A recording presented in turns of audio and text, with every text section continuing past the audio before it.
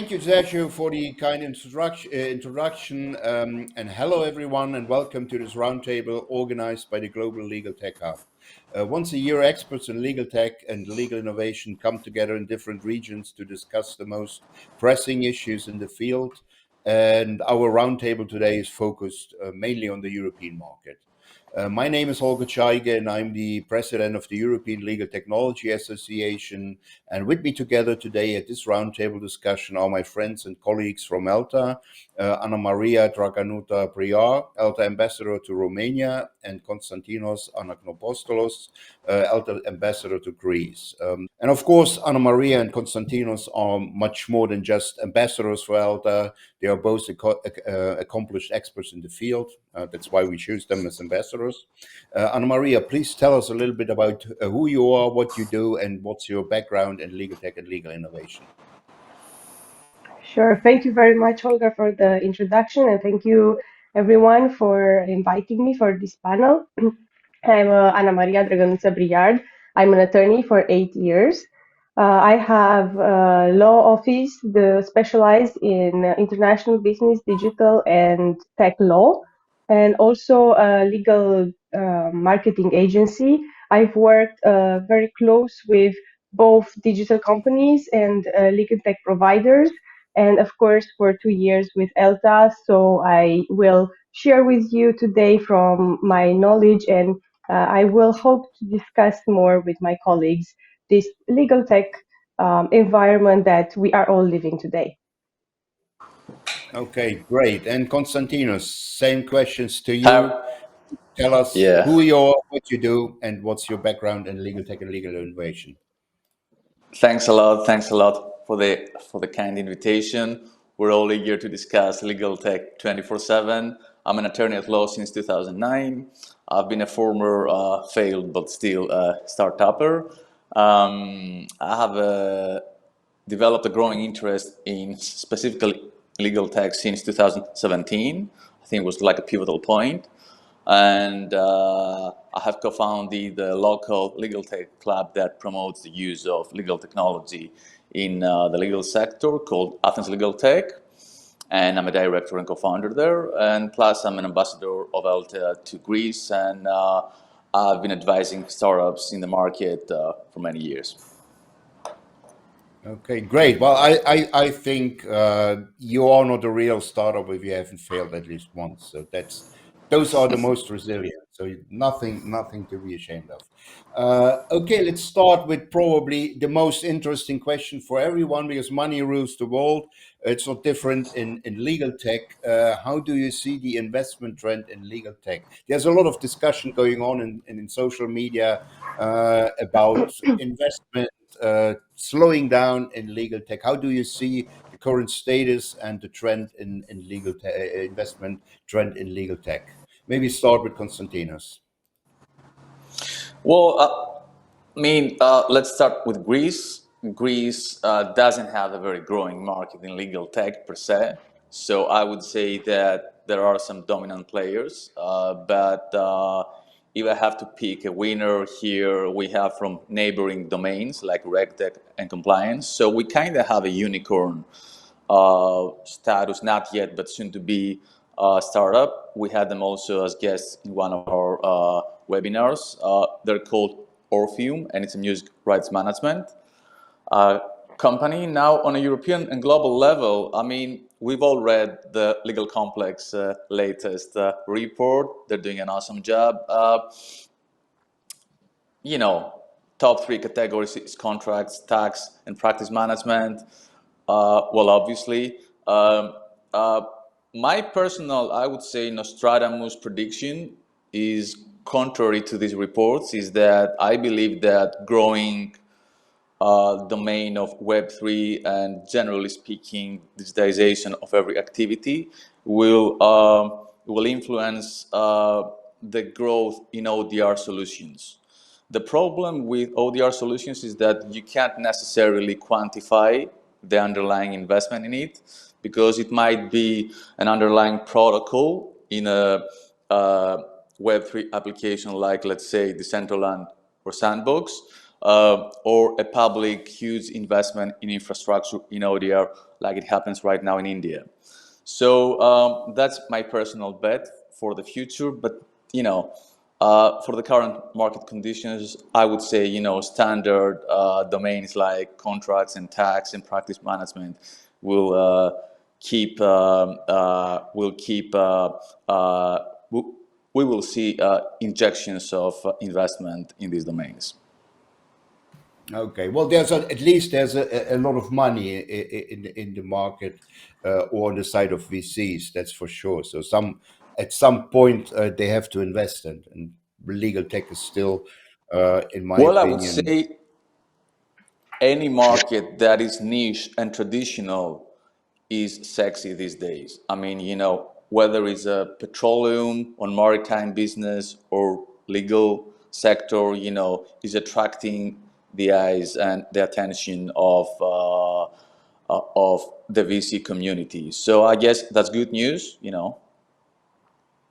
It is. That's great news. Anna Maria, what's your take on the situation with investment in legal tech?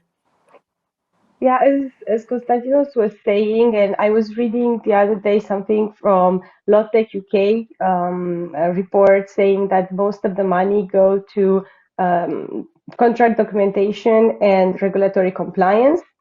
And on the Crunchbase report, they were mentioning a sum of $1 billion for investment in legal tech, compared to the peak of 2019, which was like 989 million. So I see the trend is going, but I don't think it's in a linear trend, because we saw in 2020 the investments going down. However, because everything that is happening today is digital, I think that this trend will grow. I don't know exactly how much and if it will be fast, because we're talking about still mainstream profession and conservatory profession. However, everyone is moving online, everyone is doing digital. So this way of working requires more and more the adoption of legal tech. And the adoption of legal tech, of course, goes to growing the market and the investors looking towards that market. There's several actually issues that I see with this, is that most of the companies that are getting invested come from America, or let's say usually from America, but we see also from UK. So I would say common law system, which is very hard to implement in the civil law system. So maybe more power of investment to be put in European startups and even more in civil law systems. And that would be great start maybe to research how many startups from this system were invested in. Yeah, that's actually something I wanted to ask you, because the obvious flow is going into the larger jurisdictions. Well, in my understanding, technology is not so much dependent on the legal system. So it's common law or continental law shouldn't be of much difference, but there's a huge difference between the larger jurisdictions, US, UK, Germany, France, Italy, Spain. How's the situation in Romania? Because I can understand that for a startup in Romania, it's probably much harder to get the attendance or of VC funnel investment investors to attract the attention of them and to get funding. Yes, if we talk about startups in general, it plays a lot how we say the image of the country you're coming in. So, of course, an American startup will look much more good looking, let's say, like this, than a Romanian startup. But there's been more and more startups from Romania that got investments. If we go back though to the legal tech, I think that this legal system counts a lot, because mostly from the perspective of lawyers on technology and even the society in general, how much open to innovation it is. And unfortunately, with time, we saw that the countries that adopted the civil law system, they are more, let's say, on the conservatory part of the mindset, while the other ones are more open to adopt in general novelties. So the system works, the system counts, maybe not directly, but indirectly for sure. And when it comes to lawyers, there's a lot of statutory regulation in civil law countries that blocks sometimes the use of some of the legal tech solutions coming on the market. Well, that's a good point, and I hope that they will take that into account, because a lot of the so-called smaller countries are much less regulated than the larger jurisdictions, for sure. Okay, so there's also a lot of talk about productivity improvement, becoming more efficient for law firms, for legal departments. Why is productivity improvement so important to the legal industry right now? What do you think? Anna Maria, let's start with you. Yeah, I suppose, productivity is very important in everything that we're doing. And when we talk especially about legal departments, this comes a lot with the new way of work today. Digital makes things faster, brings more clients, but in the same time, you have to be more productive in order to deal with those clients. So productivity improvement is extremely important in order to, once, keep the client happy, and second, to keep your team happy. Because you could keep your clients happy, but your team working overtime. However, there's a lot of discussions today about the balance between professional and personal life. So I think the most important part of the productivity improvements is to find solutions so that you can balance the well-being of your team and the satisfaction of your clients. Okay, that's again a good point, because a lot of the discussion around efficiency is that law firms, especially law firms, should become more efficient in order to do their jobs quicker, which is detrimental to the underlying business model. So, Konstantinos, you are a lawyer. You, on one side, should use technology to become more efficient, but that probably means less time to bill to the client. So there's a discrepancy. There's a conflict of interest, I guess. How do you handle that? That's true. Well, I don't want to repeat what Anna Maria said. I think it's a fair point. So I will try to cover the angle of the legal tech entrepreneur, the other side, not the lawyer one. Because, when it comes to lawyer, I mean, who doesn't want better, cheaper and faster services, right? So I would say from the legal tech entrepreneur standpoint, I would say, or a solo practitioner that just starts his office, her office, or a newly founded office or firm, I would say they should probably focus on the product design and the development, and not on the productivity part of it, because that comes later. You build productivity loops and this sort of operations when you already have an established business. So for the legal tech entrepreneur, do not focus on productivity, focus on product development, design, and quality of your product. Okay, fair point. Fair point. So I But answered the question in a different, angle, yeah, I because understand productivity is like a buzzword for everything. We hear about productivity in the universities, like in every domain of our life. So I would say, because now it's COVID, and what Anna Maria exactly said, that you have your partners and your clients and everybody wants, cheaper, faster, better, etc., etc. But, not always comes like that. So I would say I will try to cover the perspective of a builder. So if you're a builder, try to focus on the product, not on the productivity. Okay. If I may complete a little bit, I think actually the legal tech solutions can help a lot with maintaining this productivity and the balance. If we take exactly what we were discussing previously about documentation automation solutions, this can come extremely in handy to do that, and to put your team to work only at what is important. And like this, you can maintain their productivity higher than doing repetitive tasks that actually can be solved with solutions like these ones. Yeah, and I mean, we have that large discussion in the legal industry about the so-called Great Resignation. So it might be, even if you can cut down on that non-billable administrative work and let people go at 5 o'clock like everybody else. If Ford closes down at 5 o'clock, everybody goes home. But at a law firm, they are sitting until 11, maybe one at night, working on administrative work. So if technology can cut that down, you don't even have to work against your business model, but you make your people happier. And we probably wouldn't have that large discussion about the Great Resignation, people leaving law firms, if there wouldn't be such a problem. If you can solve that problem at least, that's already a big That's true. gain to. That's true. Yeah. That's true.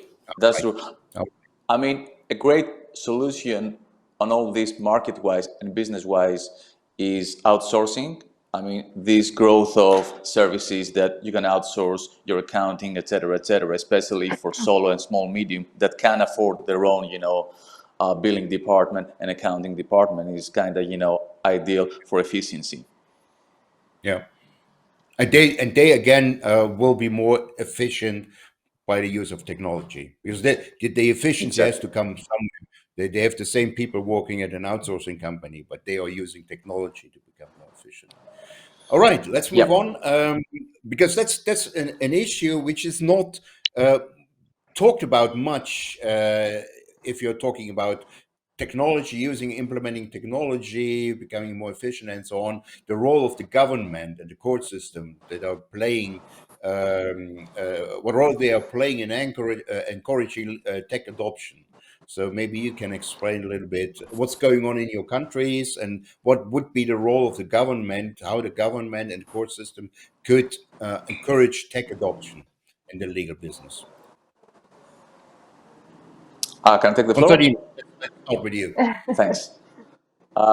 Let's do it on a rotate basis. I think it's number one. I mean, again, it depends on your angle. So if you are a litigator, obviously it's number one factor for a complete. I mean, it's a whole different game if you have a digitized court system and state services, because then you have a complete digital experience that is not disrupted.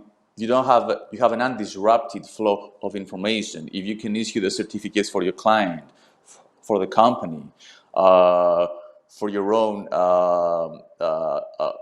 court certificates, etc. If you can submit your pleadings and your filings, etc., online, then in reality you can be so efficient, and that comes back to productivity.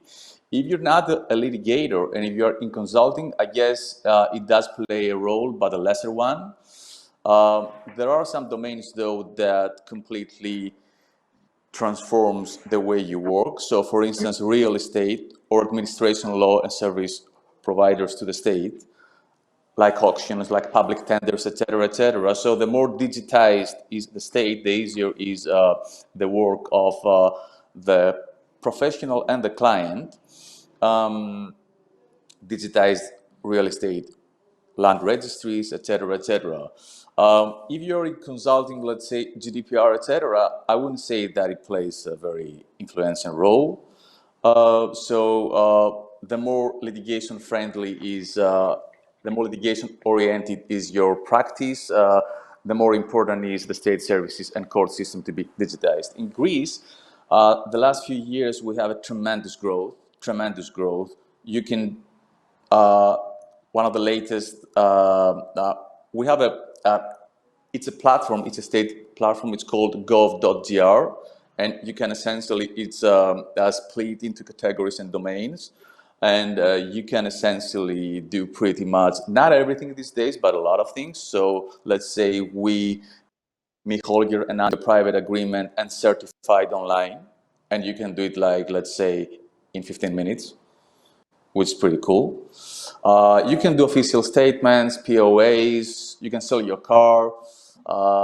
We're discussing before the recording with Anna Maria that you can actually do video calls with a lot of state corporations like the public insurance provider these days.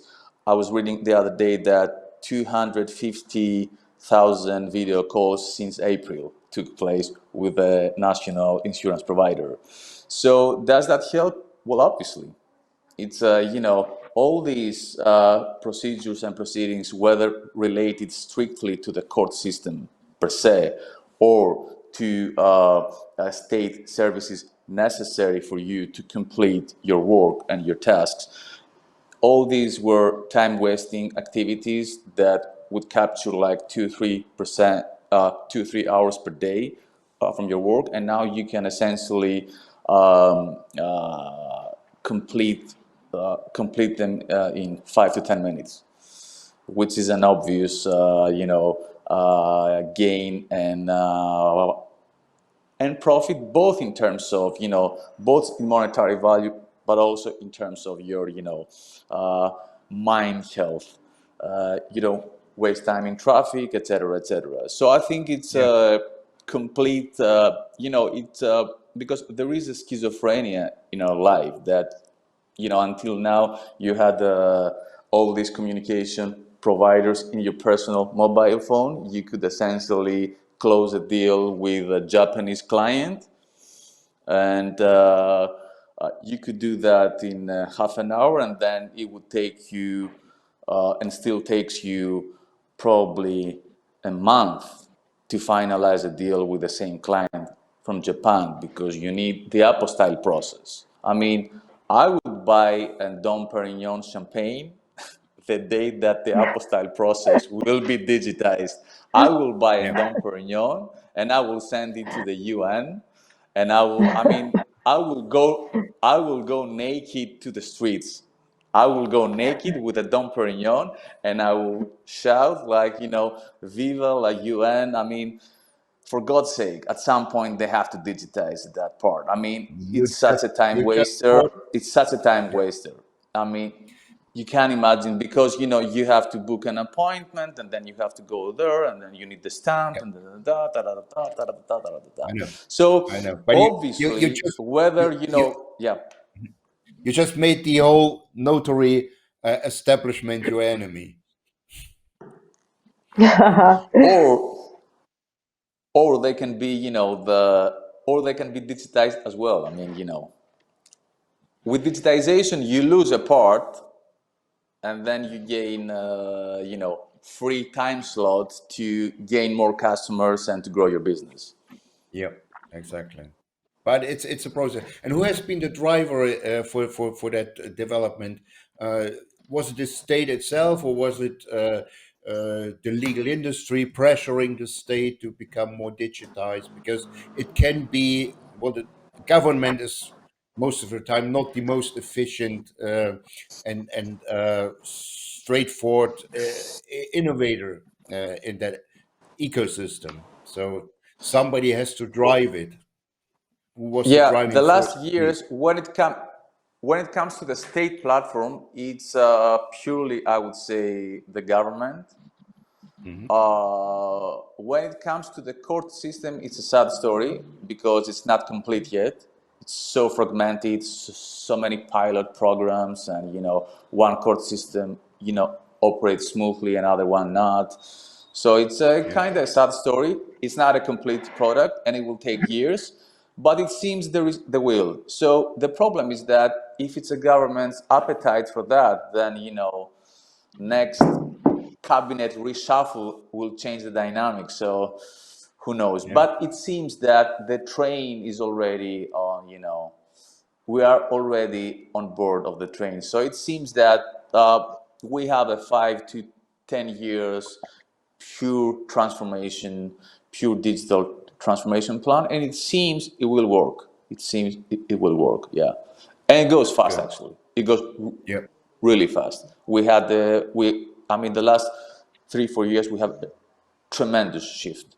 when it comes to digital, not necessarily to the court system, because the court system, there have been efforts since 2004, and still it's a pilot program here, it's a pilot program there. You can issue this certificate, but you have to pick it up from the desk, etc.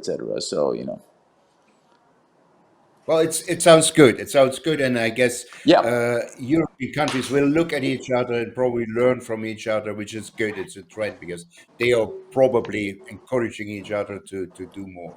And Anna Maria, I've been at a conference last year, and somebody was talking about that a lot is going on in the Romanian court system as well. So you're in the process of updating it.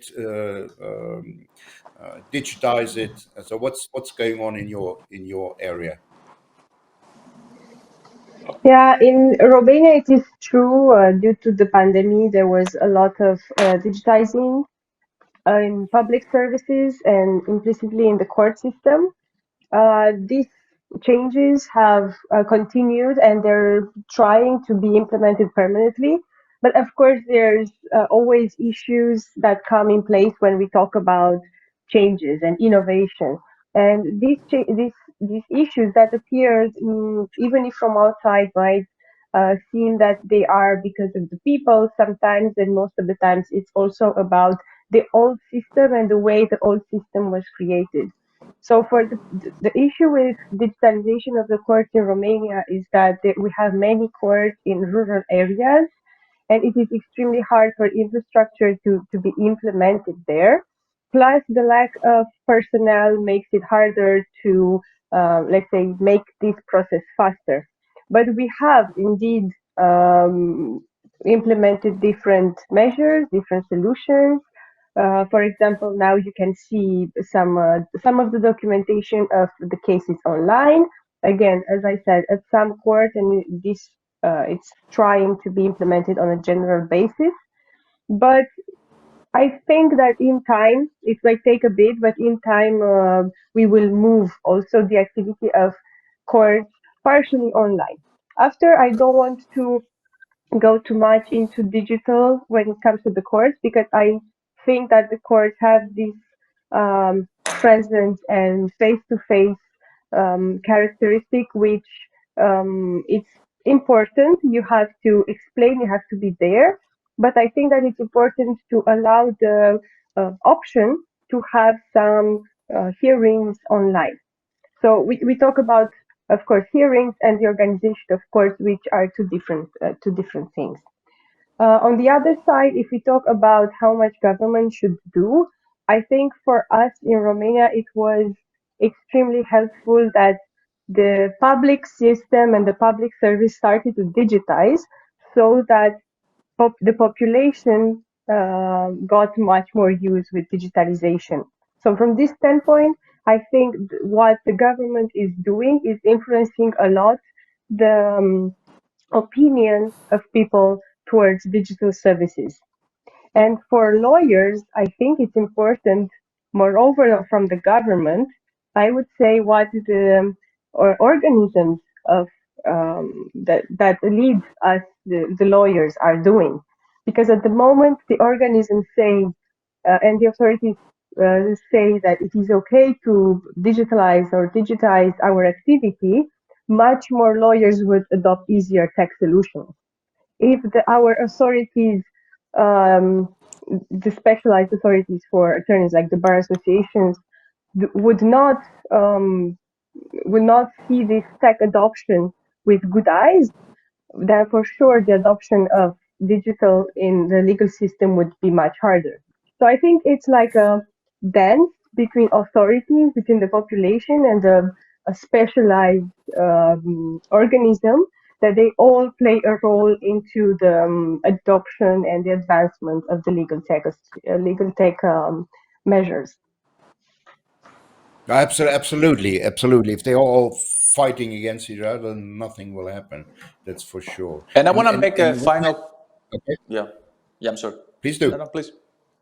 No, No, I want please to do. make a comment on that from the ELTA's perspective, from the European perspective, I think is pretty crucial for us, for our entire network of ambassadors and generally the community that we have, is to promote the open data initiatives, because it's our gas, it's our fuel, it's the fuel for the market, it's the fuel that will spur innovation in legal tech solutions. So I would think we should definitely promote it in any format we can. In theory, in Greece, I think they expressed their wish, but they haven't done anything, because who wants the data to be open? So, but I think we should push towards this direction, because I think it's crucial for the market, for the European legal tech market. You actually read my mind, because that's what I was going to ask everybody. It's not only the court system and the technology stack, is also the open legal data, like decisions of the courts, making it publicly available, searchable, and so on. And we did last year, if you remember, this year, that survey about the access to open legal data in different European countries. And you saw quite a difference between countries. So that's a very important fact. And of course, especially for legal tech companies. So if you can pull out information about legal entities, about court cases, and so on, you will save a ton of time. Anna Maria, and you I wanted think to add also something? the exchange of practices between countries is extremely important. We always lose this from our side, but a country is doing something good in a specific domain, another country is doing something extremely good in another domain. So if we could meet more and exchange these practices between each other, we would advance much faster. I've been recently into a visit in the Republic of Moldova, and I didn't even know that their digitization of their public system is extremely advanced, and we have a lot to learn from them. For example, they implement an application for all the population to have for free the e-signature, in order for all the population to be able to work with public services online without having to pay for this e-signature.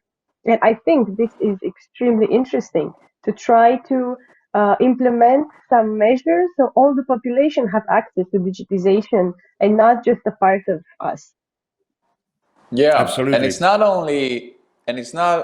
only about innovation per se. It's also about transparency and justice, because we aspire a world, a community, a Europe that is just and fair.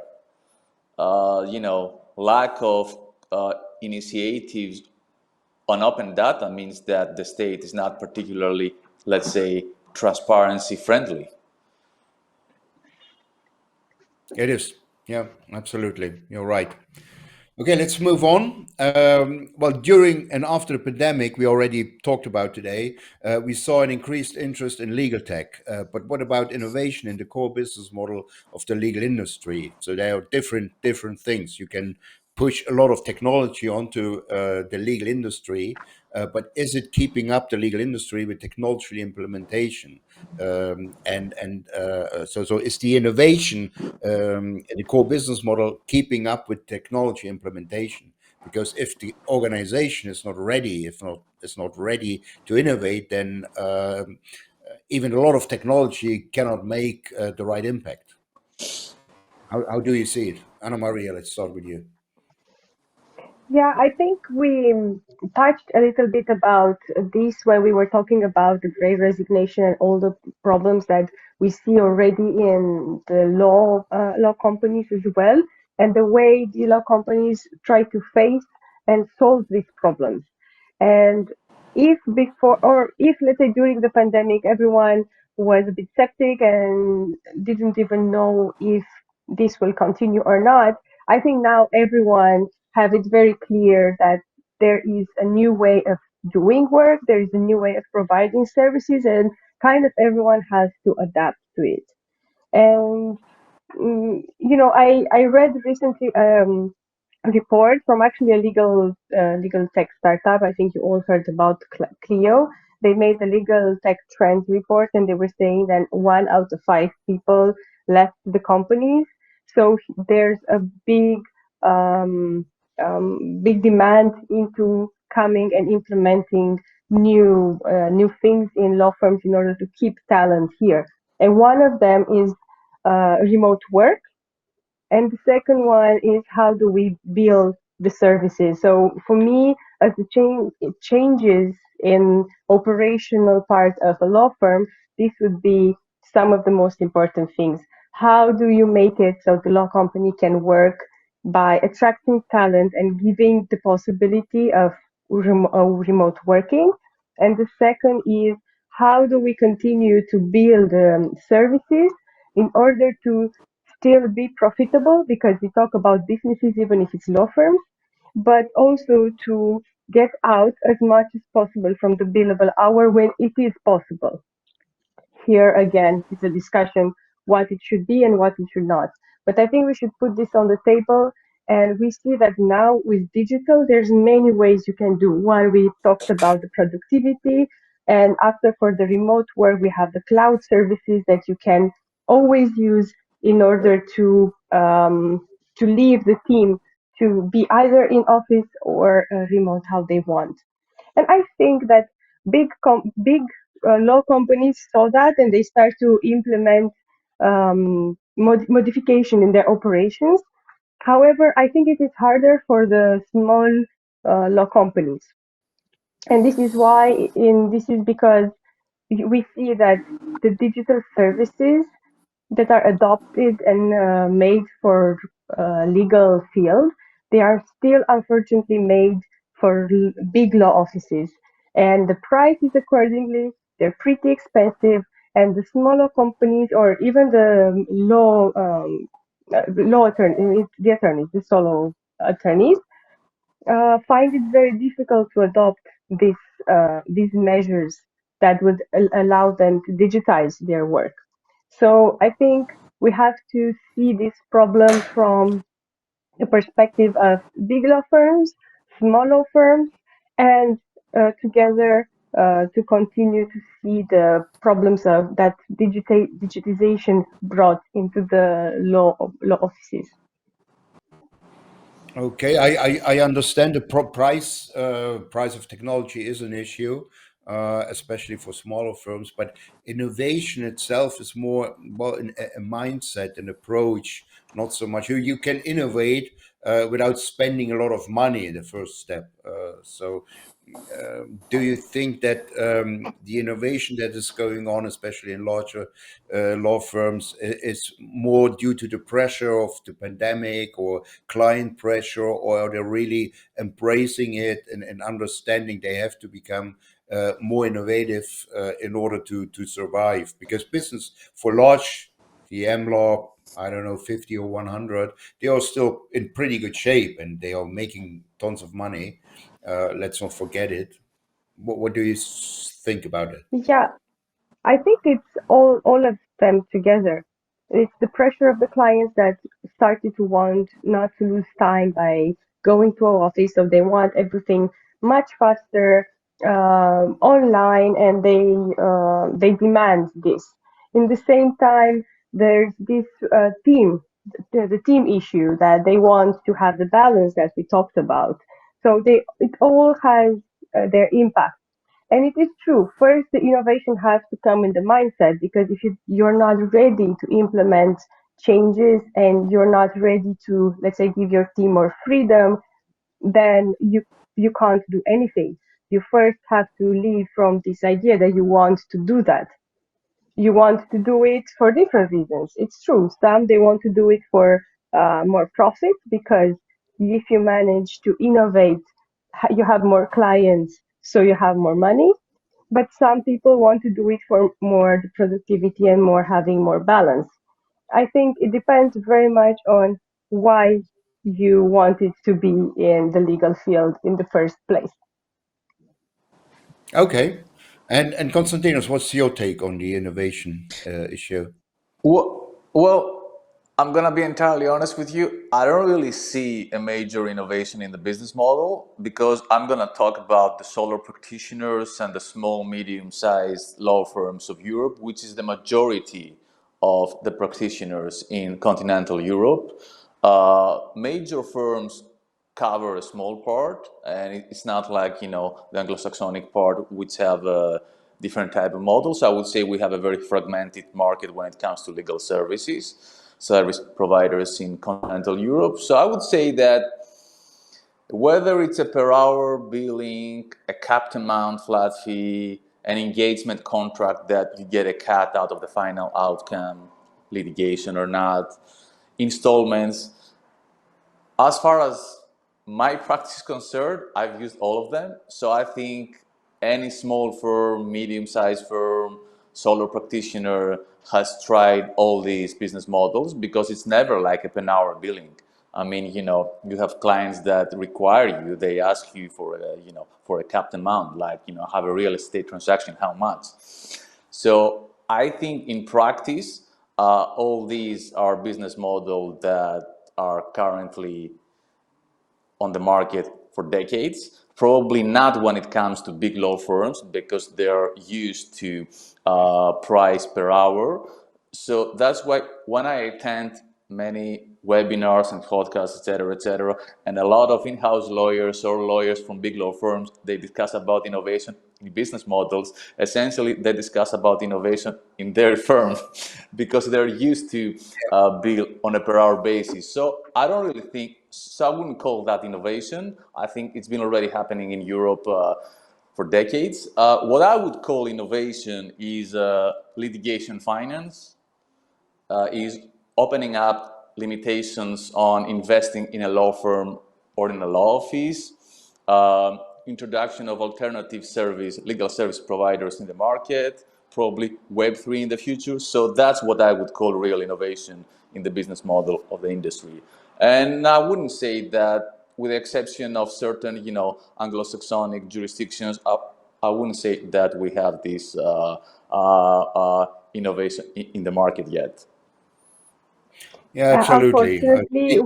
Unfortunately, what you talk about sometimes it depends a lot on the regulatory system that the countries have, and not in many But that's countries what you are I would allowed to do call. that. Yeah, no, but that's what I would call innovation. I mean, But this is innovation in the legal system. Let's say it's not really innovation in the law office because you cannot do it. That's what No, but you provides see, the push something. to it. Because of the pandemic, many countries, and especially Italy and Spain, we had a special seminar, and Holger was there at Athens Legaltech and ELTA. We had a seminar on that. They were forced to execute like apparently half percent of the commercial disputes via Microsoft Teams. Regulation was not there, but they were forced to do it. So they were forced to do that. Was there innovation when it comes to the business model accordingly due to the pandemic? So I wouldn't say so. So I would say that, the market is there, and probably, some clients, if they deal with problems, you give them solutions, like, they pay in installments. You make an engagement contract with them and they can pay you at the end, etc. It depends what is the value that you can offer, and stay flexible amidst this pandemic. But not a true innovation, if you get what I'm saying. Yeah. Okay, we have a couple of minutes left. Last question, probably. What is the must-have legal tech stack for every lawyer in 2022? Konstantinos, let's start with you. Thank you. I would say for 2022 is different than the previous years. I would name number one, cybersecurity architecture. It doesn't matter if you're a solo practitioner or if you're Clifford and Chance. You need to safeguard your liability and your client's interests. So I would say do a proper architecture of your server, your cloud, your weekly backups of your files, and get a proper antivirus software, and build the cybersecurity loop. That's my number one. Number two, obviously, if you can have a simple, I would say, practice and case management tool, software, calendar, timekeeping, case management, etc. It's obviously necessary. As far as me is concerned, then I can see that from the Greek market, some big law firms experiment with tools from the UK or other really advanced markets, but percent of the market uses, I would say, local products because they're more adapted to the local reality. And well, obviously, a virtual meeting tool like this. And I would say knowledge database, but we've been using that for decades now. So I guess it's already in the stack. So these four: cybersecurity, practice and case management, virtual meeting, and knowledge database. And Number that's one, the must-have. not what I expected, but I'm very much in line with you. Because everything there are else, so many big law firms and small law firms that have been have been hacked the last few months, and they do not admit it yet. But we in the market, we know that they have been hacked, and it's a huge issue. And big law firms that gross hundreds of millions of pounds or euros, it depends how you measure that, and they couldn't operate for months. So I would say that it's really number one. It's high time. And Anna Maria, what's your must-have legal tech stack for lawyers for 2022? Yeah, I will not repeat what Konstantinos said because he pointed out very well some very important things. I will just add to what he said. Even if it's not really legal tech, it's more digital work. If you're more from the consultant field, I would go for the document automation, an online payment. Even if it's this can sound very mainstream, not all lawyers have an online payment system.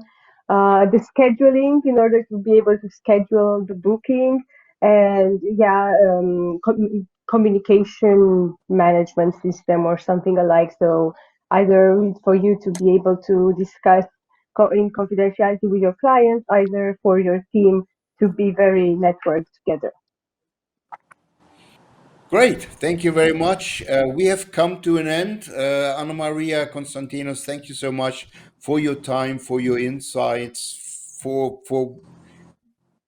the small hints like using or looking at least at cybersecurity, because that's very important, and also for the point of view from somebody from probably not the largest jurisdiction, but people, I guess what people can take out of this discussion is that legal tech is happening everywhere, and we have to look at each other and can learn from each other. So like the example, who would have known that something in legal tech or in infrastructure is going on in Moldova? So now we know, and now we can have a look at it, and that's very good. So that we should do that probably more often. So thanks again for the Global Legal Tech Hub for making that happen, and let's do it once a month, I would say. So have a good day. Thank you again for taking your time with us today, and have a good day. Bye-bye, everyone. Thank you for the moderation, and thank you for the invitation. Bye, everybody. Ciao. You're welcome. Bye-bye, everyone.